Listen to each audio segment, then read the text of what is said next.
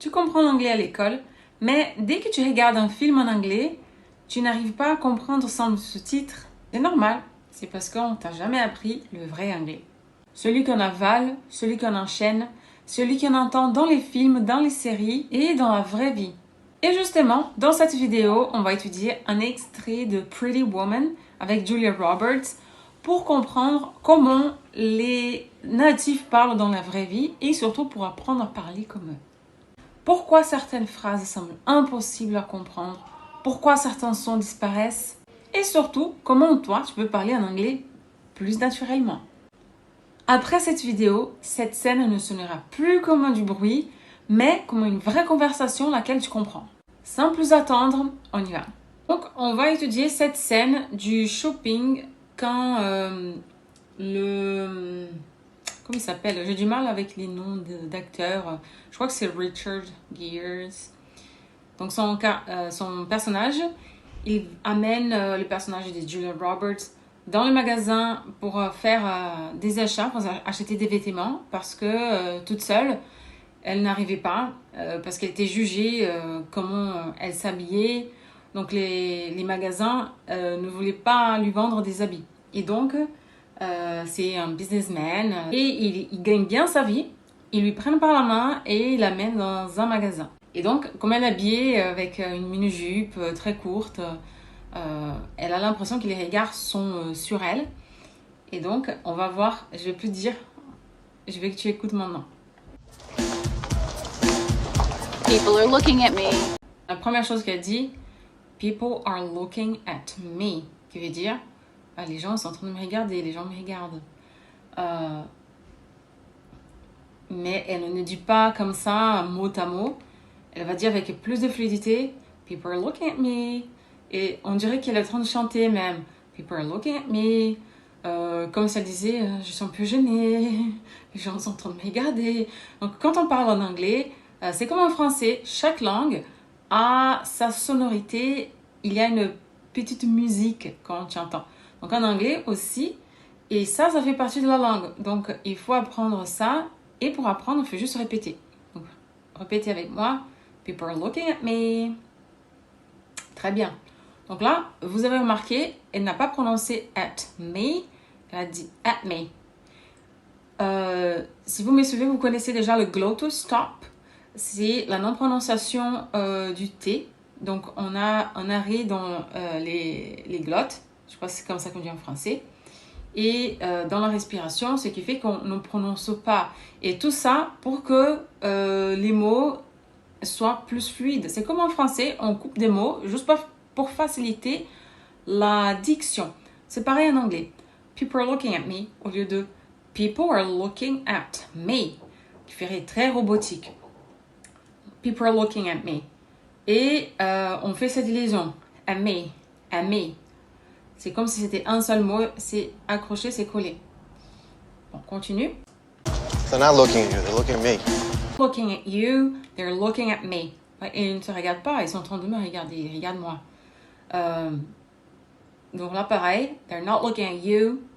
Donc il y a la liaison, at you. Et aussi il y a le glottal stop, at you. They're looking at me, they're looking at me.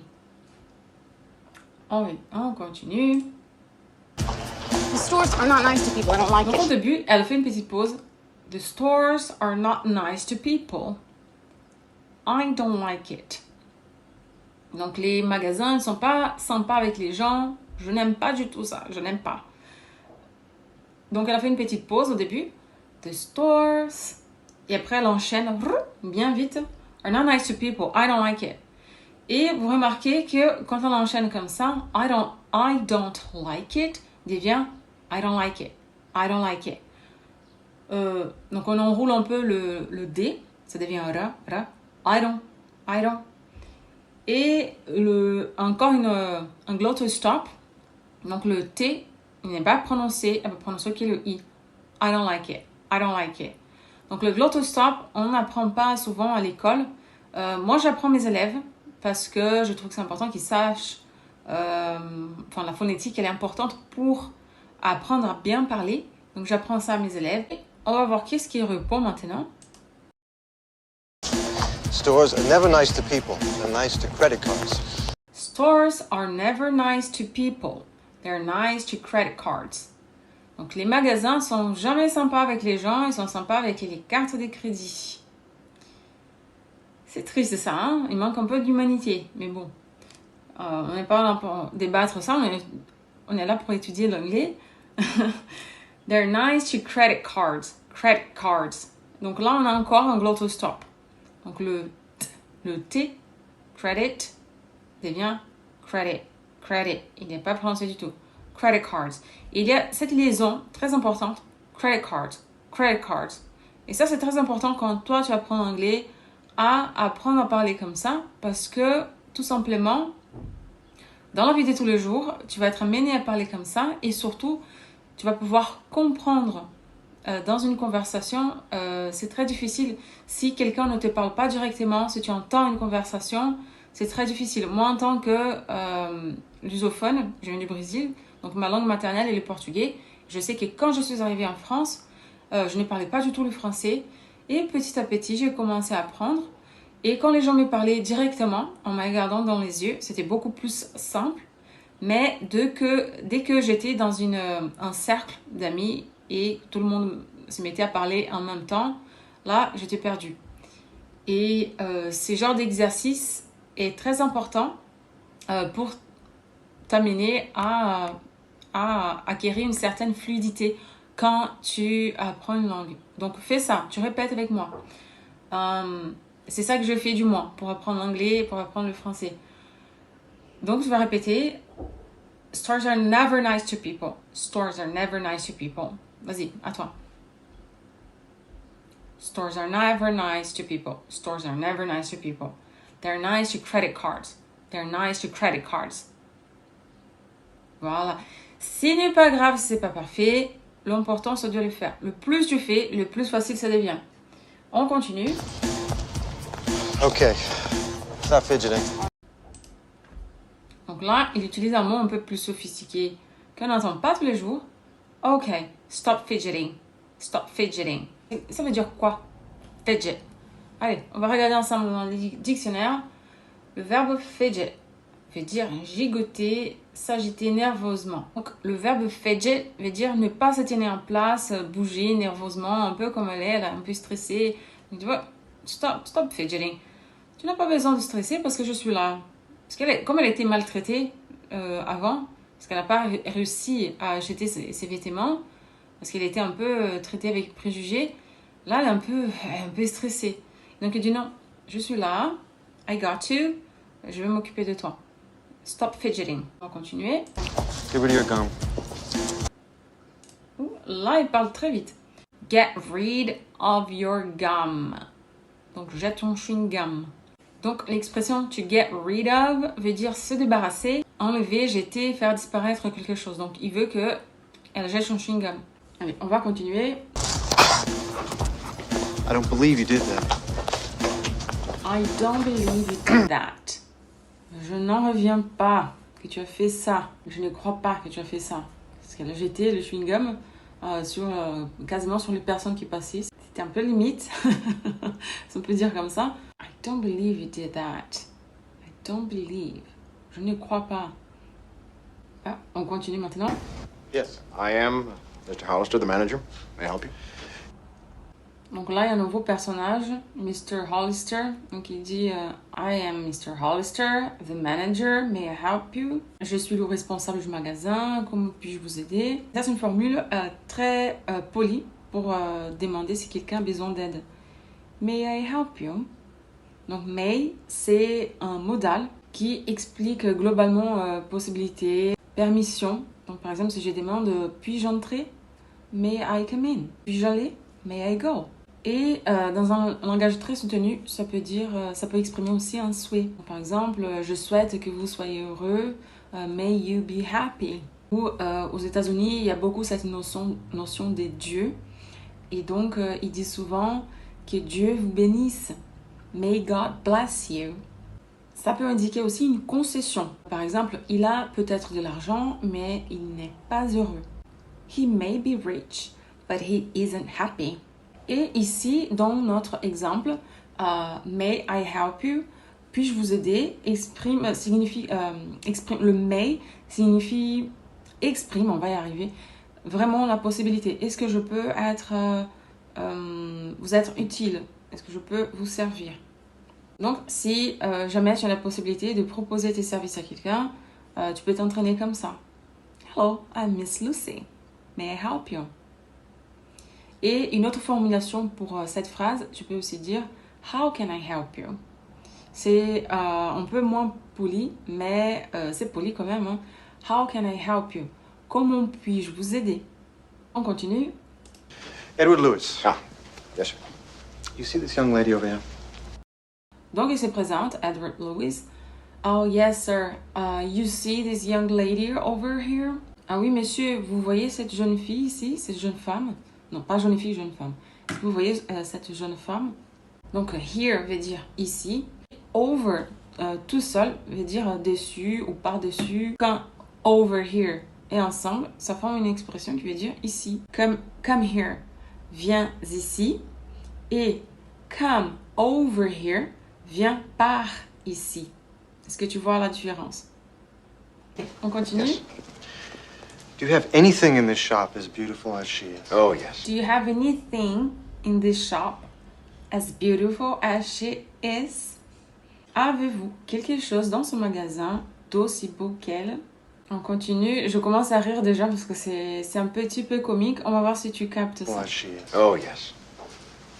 Oh, no. No. I'm saying we have many things as beautiful as she would want them to be. That's the point I was getting at.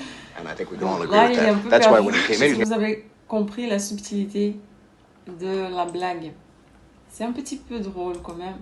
Donc, quand il a demandé est-ce que vous avez quelque chose d'aussi beau qu'elle, donc il dit oh yes. Donc ça veut dire que lui aussi il est trop joli. Et donc il est un peu perdu dans son pensée. Oh yes. Oh no. Donc il perd ses moyens.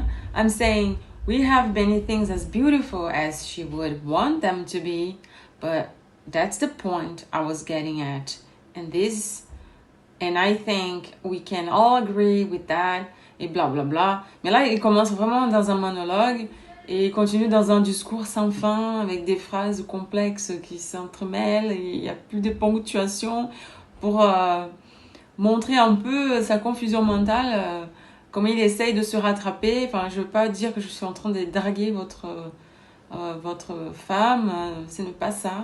Donc, quand il dit « I'm saying we have many things as beautiful as she is », « I'm saying » représente vraiment en français, on dirait ça, je veux dire.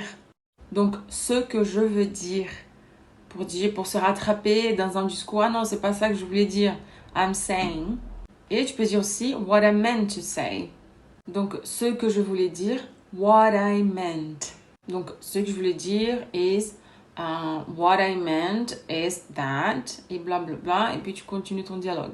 Donc là, Edward Lewis, il va prendre en charge parce qu'il voit qu'il est un peu perdu. Donc, il va dire, non, on va faire plus simple. Donc, on va continuer pour voir qu'est-ce qu'il va dire. You know what we're going to knew need from here? the first. We're going to need a few more people helping us out. Là, ça part en vrille. C'est vraiment...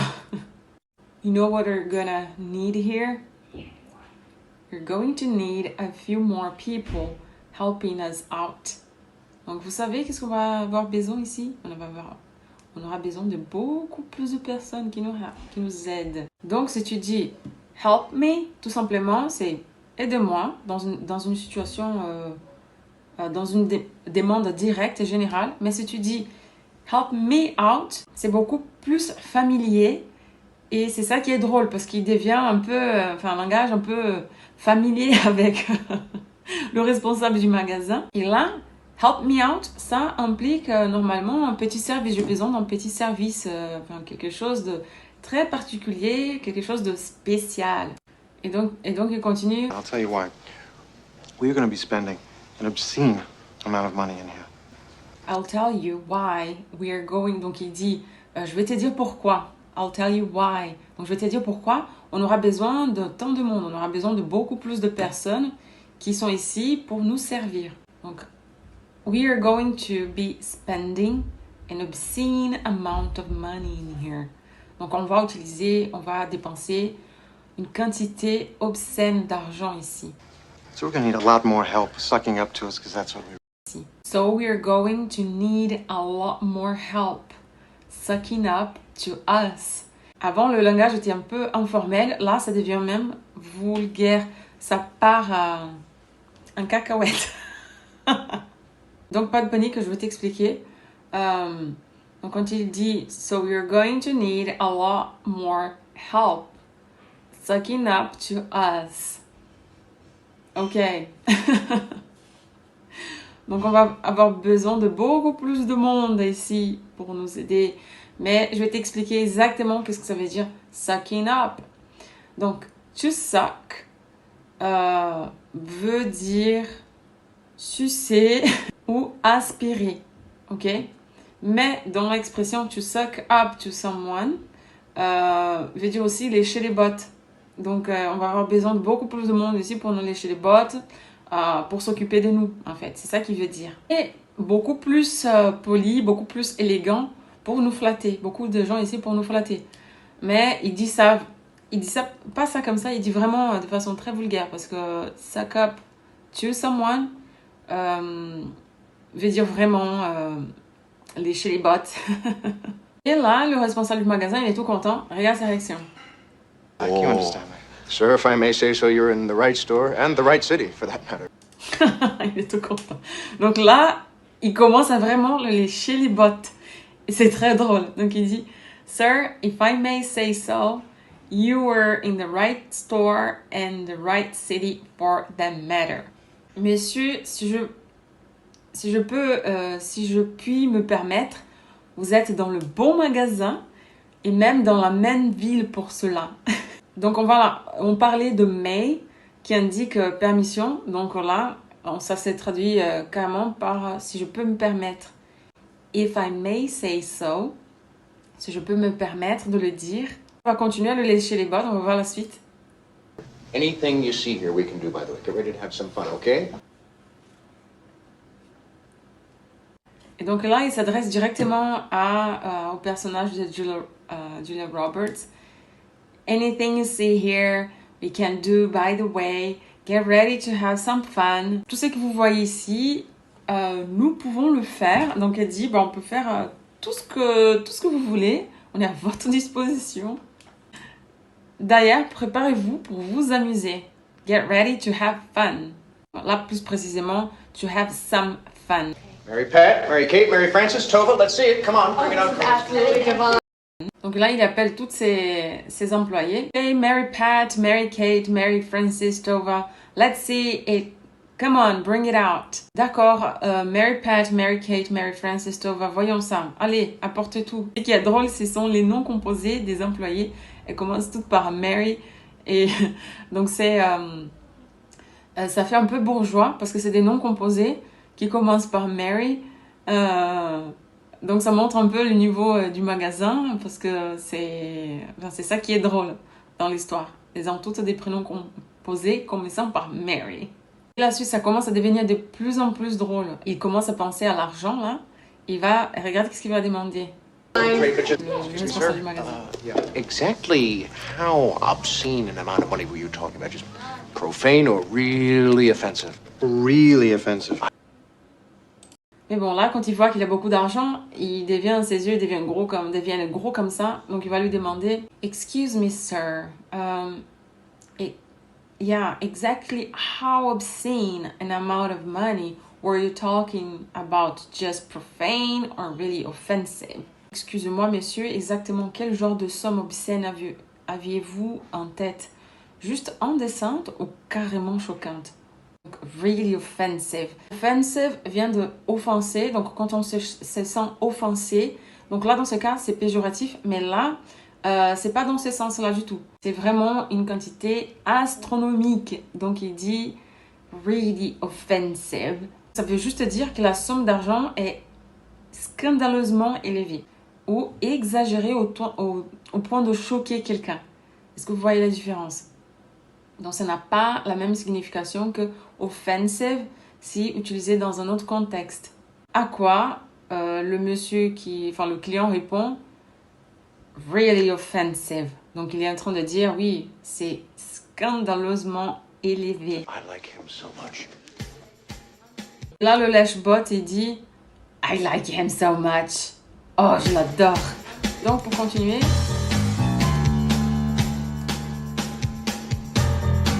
les vêtements et le personnage de Julia Roberts montrent un personnage de demander son approbation. Qui est là. Lewis, sir? Mr. Lewis, how's it going so far? Pretty well, I think.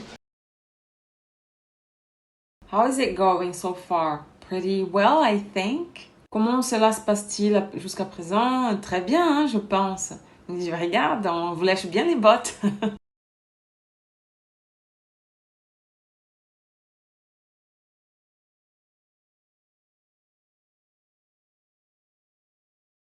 On va voir qu'est-ce qu'il répond. I think we need some major sucking up. I think we need some major sucking up. Je pense que nous avons besoin encore de beaucoup plus de flatterie. Et là, je crois qu'il n'a pas compris. On va voir qu'est-ce qui se passe. Very well, sir. You're not only handsome, but a powerful man. I could see the second you walked in here, you were someone to reckon with. Il a dit, very well, sir. You're not only handsome, but a powerful man. I could see the second you walked in here, you were someone to reckon with. Très bien, messieurs. Vous n'êtes pas seulement beau, vous êtes aussi un homme puissant.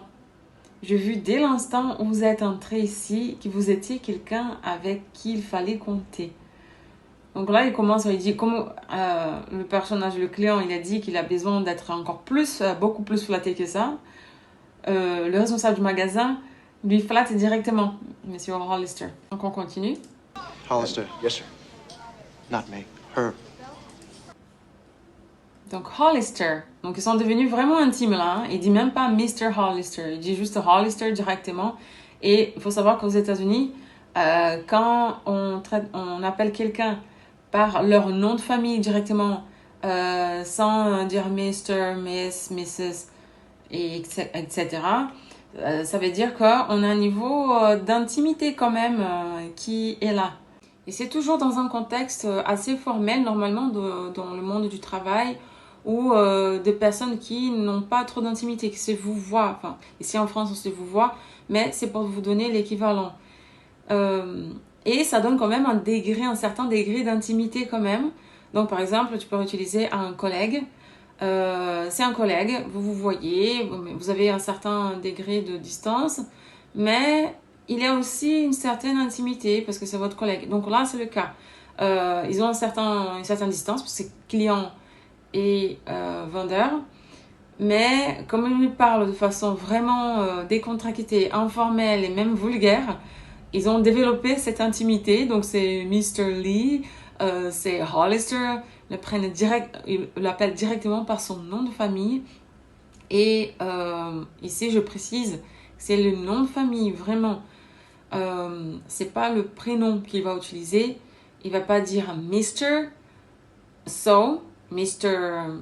Hollister, il va dire Hollister, qui est son nom de famille. Alors, je ne sais pas si on fait ça en France. Expliquez-moi en commentaire si ça se passe en France ou pas, parce que je n'ai jamais vu. Mais dites-moi. Il répond, yes, sir. Oui, monsieur. Not me. Her. Pas moi, elle. Donc, parce qu'elle était en train de les flatter, il dit non. J'ai dit qu'il faut flatter, mais pas moi, elle. Et donc, le vendeur continue, il va retourner. On va voir qu'est-ce qui se passe après. I'm sorry, sir. I'm sorry. How are we doing, ladies? I'm sorry, sir. I'm sorry. How are we doing, ladies? Désolé, monsieur. Excusez-moi, monsieur. Comment ça va, les dames, mesdames? Et donc, il continue avec... il retourne vers la cliente en question. Et là, j'ai coupé une partie parce que c'est un dialogue entre le client et son collègue de travail. Et je vais continuer sur la scène du magasin avec Julia Roberts. Mais comme il est au téléphone avec son collègue, il doit partir. Donc, on va voir qu'est-ce qui se passe après. You're on your own. I have to go back to work. You look great. She has my card. Donc, il dit You look great. Donc là, il s'adresse toujours au personnage de Julia Roberts. Tu as l'air super, tu as l'air superbe, tu es belle. She has my card. Donc là, il est en train de parler au manager, au responsable du magasin. Elle a ma carte. You are on your own, c'est une expression qui veut dire tu te débrouilles tout seul, tu te débrouilles toute seule, tu es livré à toi-même. Mais ici, dans ces cas, il y a un fond de ça, mais on pourrait traduire par bon, je te laisse. Parce qu'il y a d'autres chats à fouetter, il y a du travail, donc il doit partir. Donc il faut vraiment regarder selon le contexte. Mais you are on your own, en dehors de ce contexte, veut dire ça. Tu te débrouilles, tu es tout seul, je te laisse, tu te débrouilles. Et ça peut être aperçu vraiment comme quelque chose de triste. Enfin, you're on your own, débrouille-toi. Vraiment. Mais là, c'est pas le cas. Juste parce qu'on connaît le contexte. On sait qu'il part travailler. Parce qu'il dit « I have to go back to work ». Je dois retourner au travail.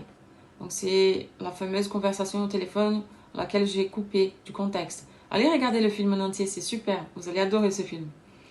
Si ce n'est pas encore fait. On va voir qu'est-ce qu'il répond. And we'll help her use it, sir. We will help her use it, sir. Et nous l'aiderons à s'en servir, monsieur. Donc on continue.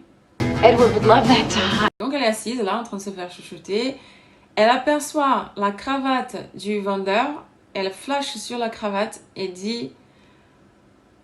Edward would love that tie. Edward adorerait cette cravate. Edward aimerait beaucoup cette cravate. Hein? Accroche-toi parce que ça va aller un peu vite. Donc on va entendre la réponse des vendeurs en fait. Would you give it a tie? Would you give it a tie? Donc tu lui donnerais la cravate. Bon, j'ai traduit correctement parce que c'est ça qu'il veut dire. Mais would you veut dire, c'est un modal qui exprime volonté et c'est une formule de politesse pour demander quelque chose à quelqu'un. Donc, give the tie, donne la cravate. Il faut savoir que it, quand tu lui dis would you give it the tie, it c'est la troisième personne du singulier en anglais avec he and she. Donc, he, c'est masculin, il. She, elle. Et it, c'est la troisième personne neutre. Donc, utilisée pour des objets, pour des animaux. Mais, bien sûr, la traduction correcte, ça serait tu lui donnerais la cravate. On parle de Julia Roberts. Donc, c'est it.